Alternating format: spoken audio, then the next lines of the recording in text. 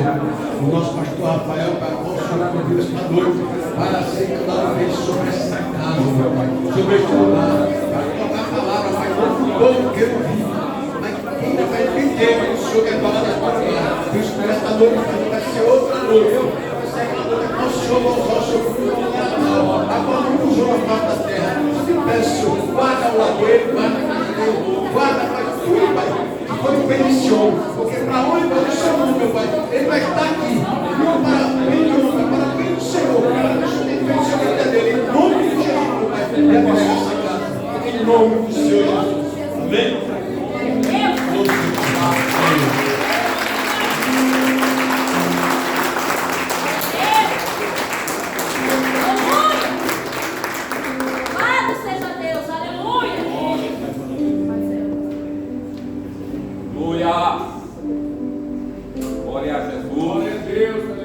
Pastor aqui também? Amém! Vamos estar sentando com Jesus.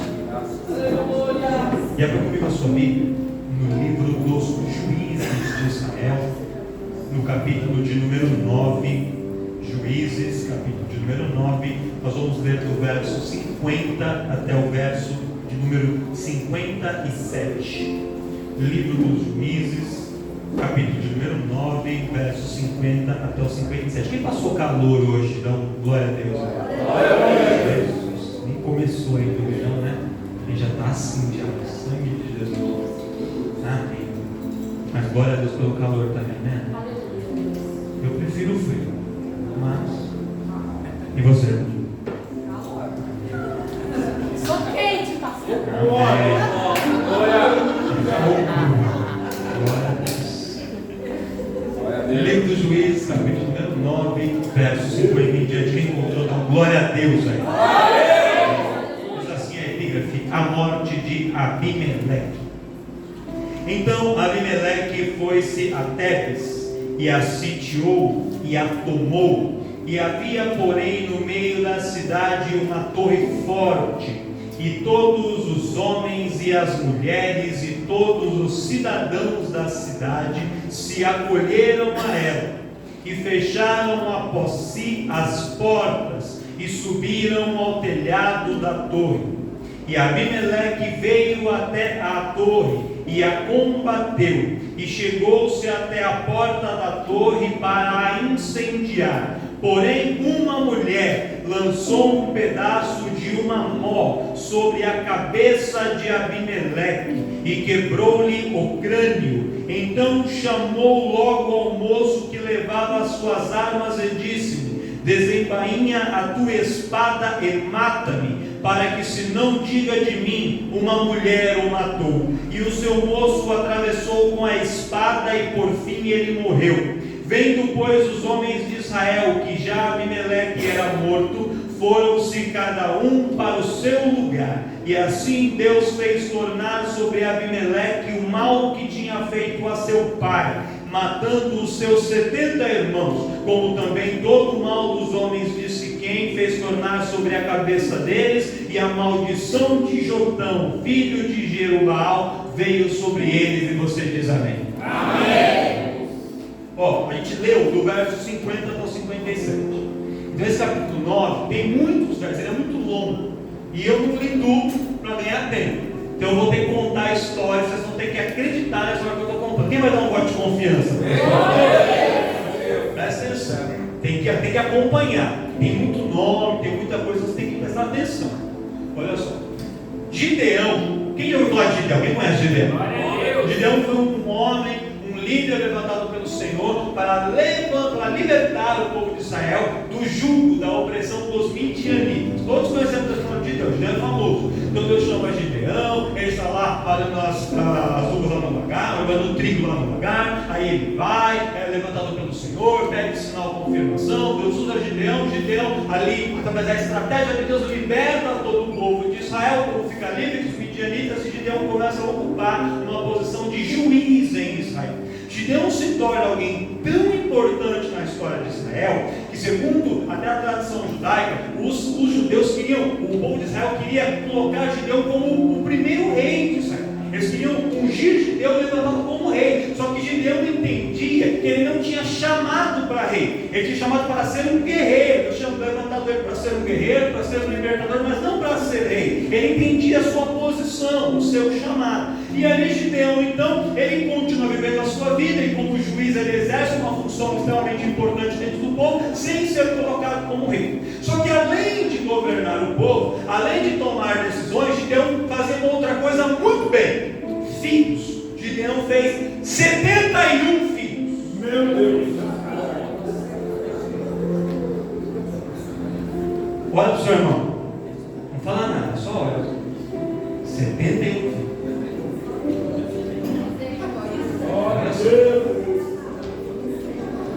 Aí, qual foi o problema? O problema é que Gideão não levanta nenhum sucessor para si. Então, quando Gideão morre, nenhum dos seus filhos automaticamente sobe à posição de juiz para dar sequência ao seu trabalho. E ali o povo fica sem rumo. E não tem nenhum líder levantado em Israel, e o povo volta à idolatria, volta à perversidade, volta aos pecados. Só que desses 71 filhos de Gideão, tinha um chamado Abimeleque, que ele não era filho legítimo de Gideão. Ele era filho de Gideão com uma concubina de Siquém, uma mulher siquemita. Siquém era uma cidade que ficava, uma cidade muito importante, que ficava nas imediações de Israel. E eles tinham ali alianças, era um povo que tinha proximidade com Israel, em alguns momentos estavam muito próximos, em outros momentos eles se afastavam, brigavam. Então era uma relação ali meio de gato e rato de Israel com Siquém. Mas era um povo que fazia parte, que estava nas vizinhanças.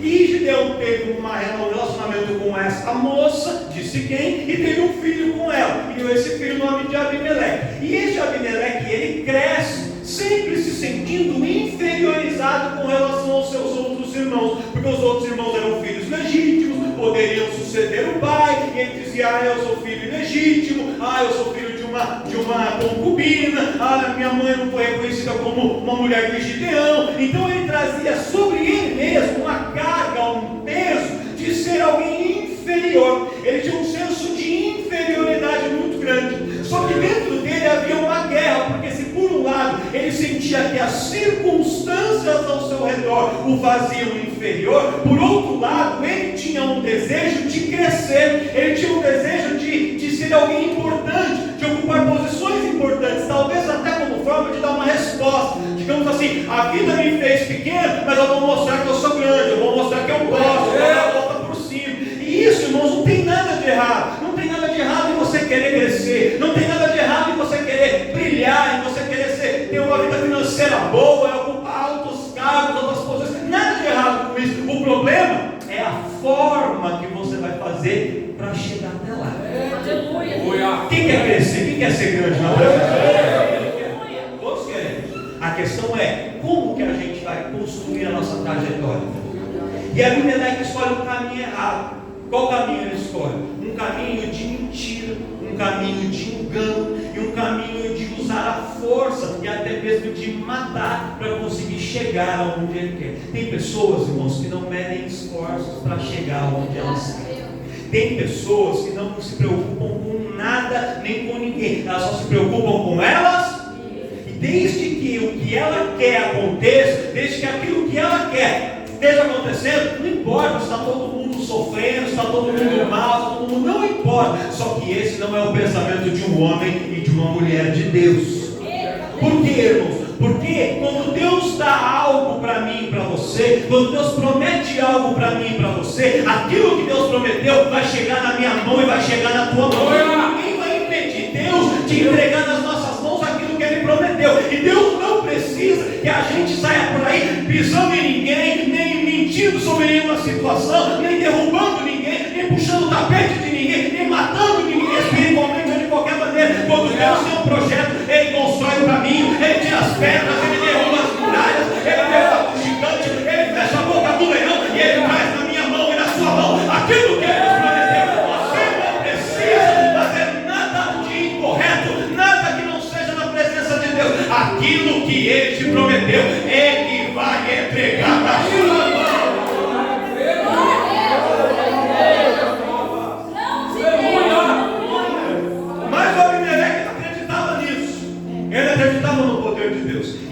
achava que ele tinha que fazer com a força do seu próprio. Aí o que ele faz? A estratégia do homem. Ele vai lá em Siquém, na terra dos familiares da sua mãe. E ele chega para os homens de Siquém, que eram homens fortes, havia um exército poderoso, e diz assim: vocês deveriam me fazer rei, porque desde quando Gideão morreu, ninguém se levantou como rei dentro dos filhos dele. E se algum dos filhos dele vier a reinar, ele vai puxar a sardinha para o lado dos israelitas e não para o lado de vocês. Mas se eu for colocado como rei, eu sou sangue do seu sangue, eu sou carne da sua carne, eu sou osso do seu osso, nós somos parentes. Se eu subir ao poder, eu vou dar privilégio para vocês aqui de Siquém. Aí os homens de Siquém concordaram: opa, então vai ter benefício para nós. E ali eles levantam Abimeleque como rei em Siquém. Só que não adiantava para Abimeleque ser rei em Siquém, ele tinha que reinar sobre todo o povo de Israel. E para isso ele precisava confrontar e ser reconhecido como rei perante todo o resto do povo. Aí o que eles fazem? Eles então dão um dinheiro para Abimeleque, 70 moedas de prata, que eles tiram de dentro do templo de Baal-Berite, que era o deus que eles adoravam lá em Siquém, um deus pagão. Eles tiram de dentro da área de ofertas de Baal-Berite 70 moedas de prata e entregam essas moedas para Abimeleque. Abimeleque então pega aquele dinheiro e ele contrata mercenários. Ele contrata um grupo de combatentes para formar para ele uma guarda pessoal, um pequeno exército dele, Abimeleque. E com este exército, com esta guarda, ele começa a lutar contra várias cidades pequenas, contra outras tribos, contra outros clãs, e pela força ele vai impondo o seu domínio. Aí o que mais que ele faz? Ele marca uma reunião, uma espécie de festinha, e chama para essa festa todos os seus 70 irmãos. Me ajuda a pregar, eu nunca um irmão aí. Passei para ele: cuidado com algumas festas, você tem sido convidado para ir, viu?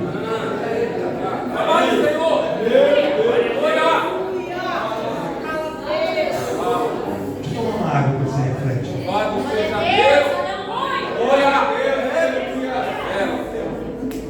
Cuidado com alguns convites, viu?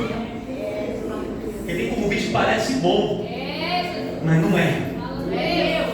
Tem coisa que parece legal, mas não é. Era uma armadilha, era uma emboscada. Ele chama seus 70 irmãos para aquela reunião. Os irmãos vão lá inocentes, sem saber de nada, não oraram, pediram essa direção para Deus. Não estava aqui para ouvir essa pregação antes, eles não sabiam. Aí eles foram. Quando chega lá, o Abimeleque mata todos os seus irmãos. E não mata de uma maneira normal, não. Ele mata de uma maneira sacrificial. Ele pega sobre uma grande pedra, coloca os irmãos lá, e os estudos dizem que ele corta a cabeça, ele vai matando o povo. Desse irmão. Eram 70 irmãos. E ele vai matar todos. Só que o mais jovem, o mais moço, chamado Jotão, ele não foi na festa. Ele veio para o culto. Aí quando os outros estavam na festa, Jotão estava no culto. Aí aqueles que foram para a festa perderam a cabeça. Mas quem não foi na festa e estava no lugar onde deveria estar, foi preservado. Olha o que o Senhor está falando com a gente aqui. Cuidado com onde você vai, cuidado onde você pisa, cuidado onde você entra, cuidado com convites, porque tem convite que só vai para arrancar coisas de você, para tirar coisas de você, para te fazer perder a cabeça. Mas quando você está no lugar certo, na posição certa, na hora certa, Deus guarda, Deus preserva, Deus cuida e Deus opera e trabalha na sua vida.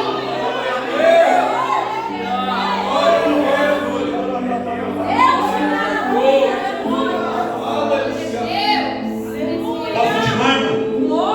Amém. Deixa eu vou continuar. Presta atenção.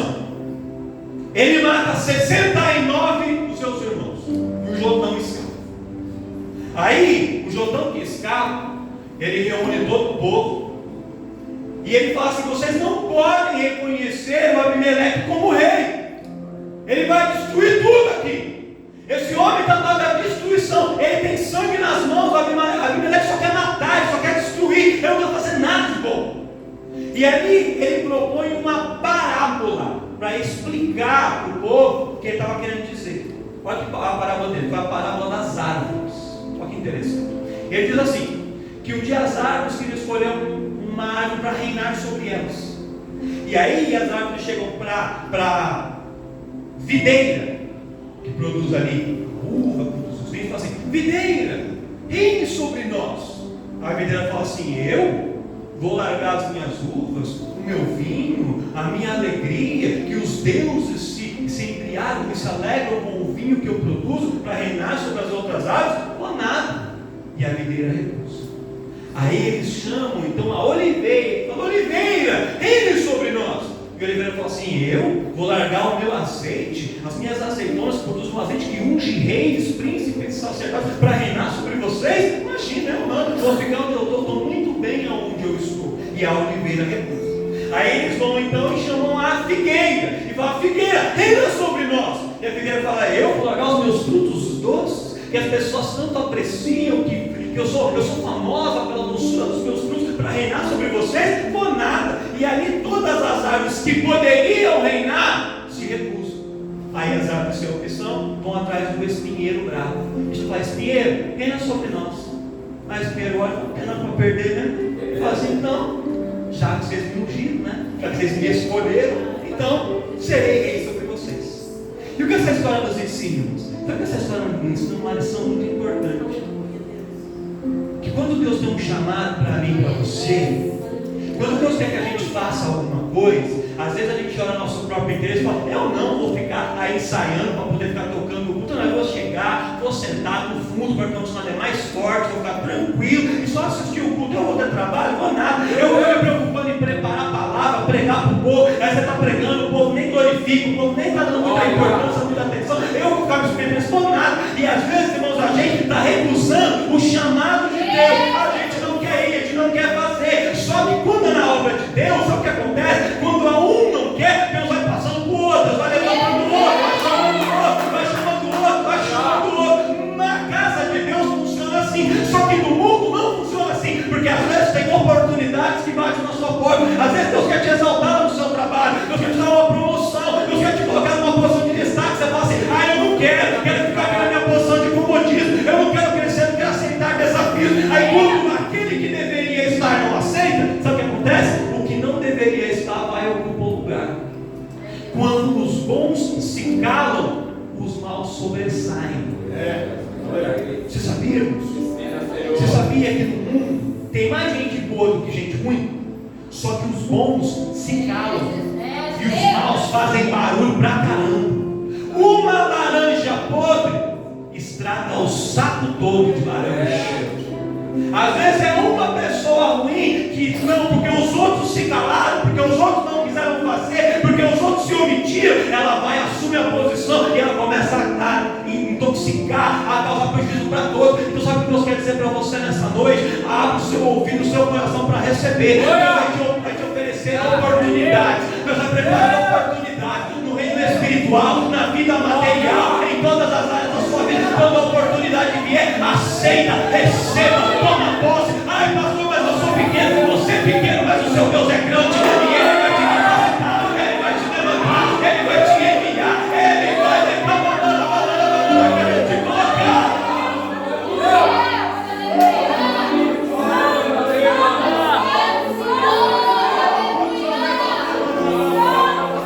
Quem vai entender o que Deus está falando aqui? Vai entender.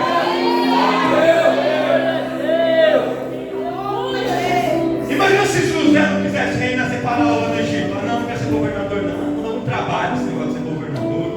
Imagina se Daniel fala assim, dá muito trabalho esse negócio aí de ser o terceiro na Babilônia. Isso é muito complicado. E tem muita gente que só quer ficar sentado, quer sombra, água fresca, sapato largo, morrer encostado no barranco. Só isso. Deus vai tirar pessoas da zona de conforto aqui.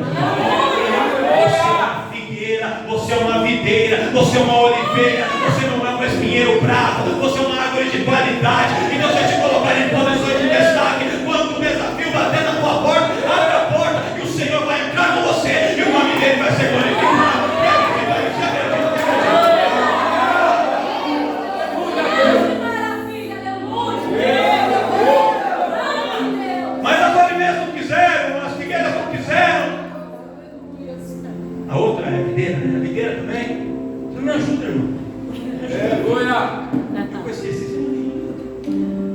inteiro. E aí o espinheiro começa a reinar. Quem era o espinheiro? O que Jotão está falando? Se alguns dos meus irmãos tivessem tido coragem de tomar posição, Abimeleque não tinha subido ao trono, mas ele não fez. Meus irmãos se omitiram e agora morreram. E aí o espinheiro, caiu. Mas se você quiser colocar o espinheiro como rei, vai ser prejuízo para todos. Só que o povo deu ouvido para ele? Deu? Não. Aí ele profetizou que por causa disso, um grande peso de maldição viria sobre aqueles que haviam levantado Abimeleque como rei. Jotão profetizou. Sabe o que acontece logo depois que Jotão profetizou? Sabe o que acontece? Nada. Abimeleque sobe ao trono e ele reina por 1, 2, 3 anos. Glória. Pastor, eu não entendi. Tem profecia que Deus te envia e que se cumpre agora. Tem profecia que vai cumprir semana que vem. Tem profecia que demora 1, 2, 3 anos. Mas aquilo que ele te prometeu vai se cumprir sobre a sua vida. Às vezes não acontece na hora que você quer. Às vezes não é no momento que você espera. Às vezes não é na hora que você acha. Eu achei que ia ser agora. Então você achou. Mas é problema seu que você achou. Deus não falou que ia acontecer agora. Ele falou que vai acontecer. E se ele falou que vai acontecer, vai acontecer. Se ele falou que vai te exaltar, ele vai exaltar. Se ele falou que vai abrir a porta, ele vai abrir a porta. Ele falou que vai te levantar, ele vai te levantar. Só que aguarda o tempo de... Por quê? Porque quando não aconteceu, o povo começou a duvidar de Jotão. Falei, será que esse profeta é de Deus, né? Ele profetizou, já faz 1, 2, 3 anos, não acontece nada. E quantas vezes a gente duvida daquilo que Deus falou? Olha para o seu irmão e fala assim, não duvida, creia, toma posse, porque o Senhor vai cumprir sobre a sua vida o que Ele prometeu.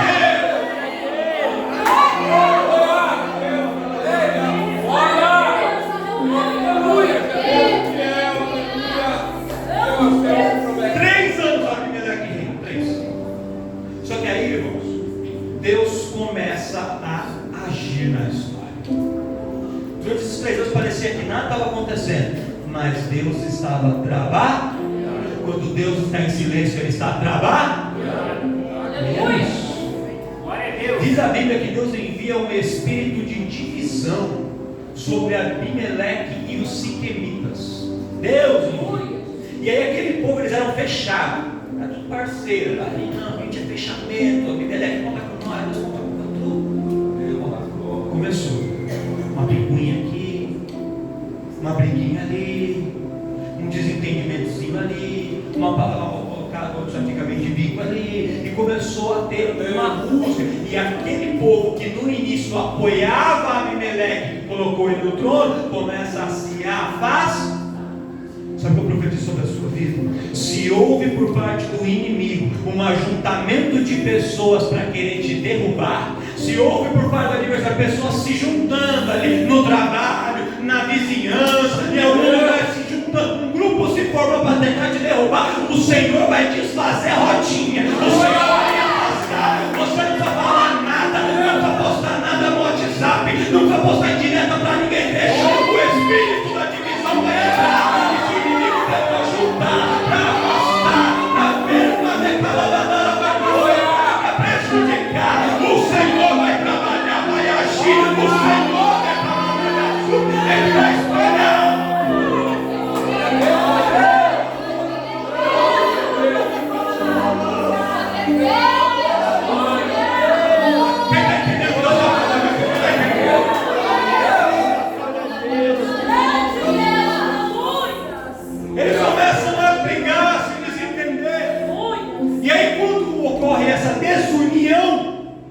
Aparece um novo personagem, um homem chamado Gaal. Quem que era esse Gaal? Gaal era um dos homens do povo de Canaã, das terras vizinhas. Ele não era de Israel, nem era de Siquém, ele era dos cananitas. Só que quando ele vê aquele movimento, aquelas contendas, aquela desunião, ele entra para tirar vantagem. Irmãos, quando há unidade, o inimigo não encontra brecha para entrar e agir. Só que quando começa a ter desentendimento no meio de um casamento, no meio de um ministério, no meio de um departamento, dentro de uma empresa, o inimigo coloca um agente infiltrado ali para quê? Para pegar, aproveitar daquela fraqueza, e se eles já não estão muito bem um com o outro, aí é que ele completa. Porque o nosso aniversário serve para fazer 3 coisas: para roubar, matar, só isso. Chega o Gaal com seus irmãos, e ele começa a falar com o povo seguinte, assim, mas quem que é esse Abimeleque? Quem que esse cara pensa que é? Para poder ser rei, você se submete a ele, nós vamos tirar esse camarada daí. E ele começa a se insurgir, se rebelar contra Abimeleque. Aí um dos governantes de Siquém chega para Abimeleque e fala assim: Abimeleque, ó, está ficando estreito, sei lá. Tem um camarada lá, chama Gaal, o cara está articulando contra você, é melhor você chamar ele para as ideias. E aí você dá a letra para ele, porque senão vai dar. Jesus. Aí, o que o Abimeleque faz? Isso. Ele arma uma emboscada, gostava de marcar uma festa, gostava. Os convites dele era, não, que não. Aí chegou lá o Gaal com seus irmãos, e ele foi lá e mata Gaal e os seus irmãos. Só que, não satisfeito em matar o seu inimigo, nasce no coração de Abimeleque um ódio, uma raiva, uma ira contra o povo de Siquém, que havia apoiado Gaal contra ele. Falou: vocês querem matar o meu inimigo? Vocês se botaram contra mim? Então o amigo do meu inimigo é meu inimigo também. E ali ele começa a juntar o seu exército, de Abimeleque, para marchar contra Siquém. Então quem havia apoiado ele no início, eles se desentenderam, entra ali um infiltrado para causar mais divisão, o cara morre, mas a confusão já estava armada. E ali o Abimeleque marcha contra Siquém para destruir toda a cidade. E ele sai matando geral. Aí ele sai matando todo mundo, está nos campos trabalhando, as pessoas nas oficinas, sai matando todo mundo. E aí os poucos que sobrevivem correm para dentro da cidade e eles sobem numa torre que ficava onde havia a fortaleza de Baal-Berite, o deus que eles adoravam, tinha um templo, e no templo desse deus tinha uma torre. E aí eles sobem dentro da fortaleza do deus e sobem dentro da torre para poder escapar. Quando todo mundo que sobreviveu estava dentro da torre, o que o Abimeleque faz? Ele pega um machado e sobe um monte de jerizinho junto com os seus homens e vai lá e corta um ramo, um galho, um pedaço de pau, e vem contra você: todo mundo está aqui, corta cada um do seu ramo e desce comigo. Aí todo mundo cortou um pedaço de madeira, chegaram com as madeiras, colocaram ao redor da torre, todas aquelas madeiras, fizeram ali uma armação de madeira e ó, tocaram fogo. O fogo começa a subir pela torre, a torre vira um grande forno micro-ondas, nasceu ali o forno micro-ondas, e ali cozinha todo mundo, e mais de 1000 homens e mulheres que estavam dentro da torre morrem todos. Aí o cara, o show que acabou, pastor? Não, essa série ainda tem mais uma temporada. Sabe aquela série que termina, você assiste, termina, essa aqui. E ele começa a pregar, só contando a história que fizeram. Vamos a pregar depois. Aleluia. O Abimeleque, ele fala assim: além de Siquém ter levantado contra mim, que eu já destruí eles, a cidade de Tebes, que é a cidade vizinha aqui, ficou do lado deles também. Então, se eles também apoiam os meus inimigos, vou matar eles também. E ali ele marcha contra Tebes com os seus soldados. Quando ele chega na pequena cidade de Tebes, é muito pequeno. Ele chega naquela cidade, o povo da cidade, todo mundo vê o exército de Abimeleque marchando. O que faz? Corre para dentro da cidade e sobe para a torre forte que está no centro da cidade. Aí o que Abimeleque faz? Ele fala: agora eu já sei como vencer essa batalha. Os outros entraram numa torre lá atrás. O que eu fiz? Taquei fogo e matei todos eles. Eu vou fazer a mesma coisa. Leva ali as bandeiras e começa a cercar a torre. Só que no alto daquela torre havia uma mulher. Sabe qual é o nome dessa mulher? Quem sabe o nome dessa mulher? Eu também não sei. Não sei tudo também. Pesquisei para me encontrar. Então não tem nome. Mas é uma mulher sem nome. Mas é uma mulher. E ali no alto da torre, ela sobe até o telhado da torre. E ela vê o exército se aproximando. E ela vê o plano do inimigo contra ela e o seu povo. Ela vê o inimigo se preparando para destruí-los. E eu imagino ela dizendo assim: Você fez isso com os outros lá, mas aqui não vai fazer. Você destruiu a cidade lá, mas a minha cidade você não vai destruir. Você matou as suas famílias lá, mas a minha família você não vai tocar. Você tocou na torre de lá, mas na minha torre você não vai tocar. Eu vejo uma mulher que não se conformou com a situação. Ela não viu o inimigo se aproximando e ficou calada. Ela sobe até o alto da torre de vigia, observa o que o inimigo está fazendo e ela se deixa ser usada para paralisar a ação do adversário. Deus está dizendo assim, que Ele está levantando pessoas aqui que vão subir nesta noite para a torre de vigilância, porque o inimigo tem se aproximado, ele tem se andado, ele tem cercado muitas vezes a sua casa, a sua vida. Só que Deus vai te revelar, Ele vai te mostrar, Ele vai te fazer entender o plano do adversário e vai colocar a estratégia da vitória na sua mão hoje. O inimigo pode ter matado lá atrás, pode ter vencido os outros lá, mas não vai fazer a mesma coisa com você que acredita nisso, que acredita nisso, que acredita nisso.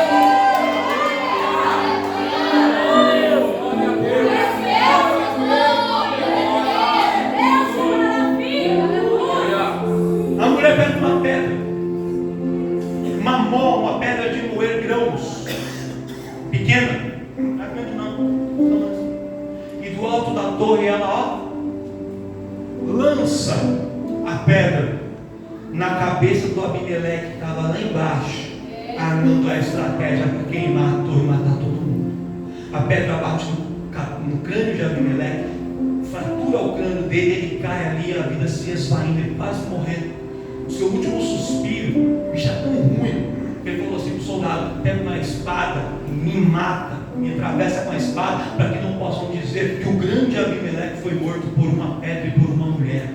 Mata. E aí o seu soldado passou a espada, matou Abimeleque, e a história dele terminou ali. Ele morre na espada, mas ele foi derrubado por uma pedra lançada por uma mulher. E sabe o que o Senhor tem para dizer para mim e para você nessa noite? E talvez você me ouviu contar essa história toda e você não entendeu aonde o Senhor quer chegar, qual é a mensagem que Ele tem para você. Essa mulher que não tem nome, ela é uma pessoa desconhecida, é uma pessoa anônima, é uma pessoa que não é famosa, é uma pessoa que aos olhos de muitos não é importante, mas Deus pega as pessoas que são pequenas e não são consideradas importantes para fazer coisas grandiosas. Eu quero que você olhe para uma pessoa à sua direita, à sua esquerda, dá uma olhada para ele, olha para quem está atrás de você. Talvez seja uma pessoa que você mesmo não sabe quem é o nome dele, você não conhece a pessoa direita, ele não tem um canal no Instagram, no YouTube, com um monte de curtidas, não é alguém famoso, ele não está na televisão, ele não está nos jornais, mas diante da presença de Deus, ele é grande, ela é grande, é importante, porque ela vai usar esse pequeno,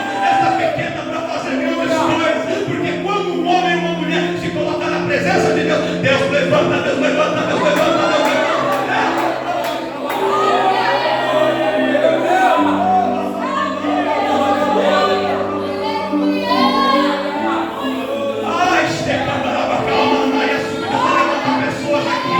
Deus vai levantar pequeninos aqui para fazer grande.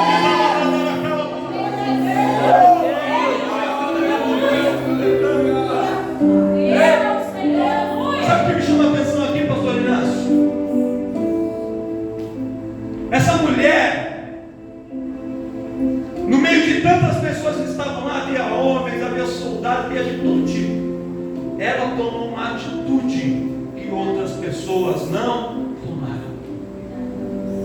Por que na cidade anterior o povo foi para a torre e morreu queimado? E nessa cidade o povo não foi queimado na torre por causa da atitude de uma. Você sabia que as suas ações não impactam só a sua vida? Através daquilo que Deus tem para fazer na sua vida, muitas outras pessoas serão abençoadas. Deus vai levantar pessoas aqui, irmãos, vai pegar pessoas que são pequenas e vai fazer essas pessoas grandes, porque através da sua vida Deus vai abençoar pessoas financeiramente, vai abençoar famílias, vai abençoar ministérios, vai abençoar tanta gente que você não vai conseguir entender aquilo que Deus vai fazer através da sua. Glória a Deus. Louvado seja Deus. Mas para essa mulher vencer essa batalha, ela não tinha uma arma especial. pequena pedra. E sabe o que é mais interessante? O trabalho de moer os grãos, pegando a mó, a pedra, era um trabalho que era comum para as mulheres. Sabe o que provavelmente aconteceu aqui, irmão? Essa mulher estava trabalhando, batendo ali a pedra, moendo os grãozinhos para fazer farinha, com a farinha fazer o pão, para fazer janta para o esposo, comida para os filhos, para ela mesma, para cuidar da casa. Ela estava trabalhando.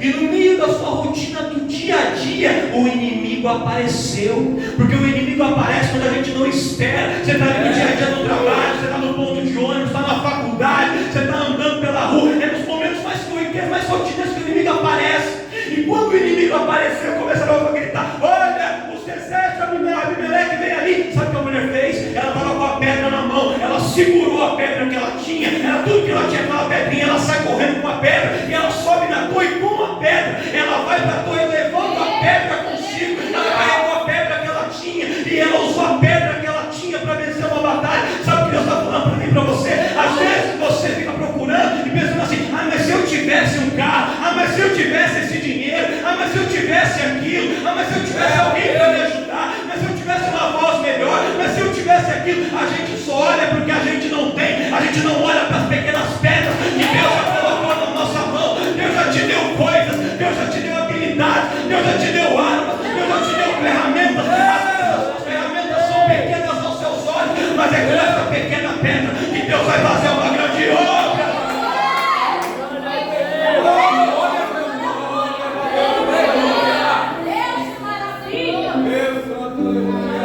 Quando Davi disse: sabia usar uma funda e as pedrinhas, Saul falou: isso aí não vai funcionar de nada. Pega a minha armadura, pega aqui uma espada, porque com essa arma você vai vencer um gigante. Mas era aquela arma que Deus havia capacitado ele para usar. A sua arma pode ser uma pequena pedra, mas é essa pequena pedra que Deus vai usar para fazer grandes coisas.